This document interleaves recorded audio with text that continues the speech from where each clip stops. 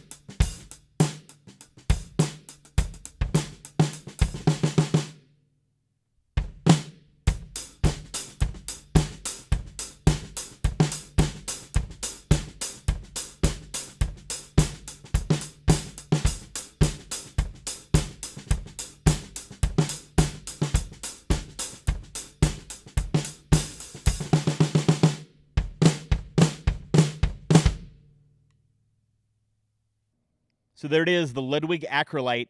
Great metal drum. You can get them used for between $125 and $150 on eBay.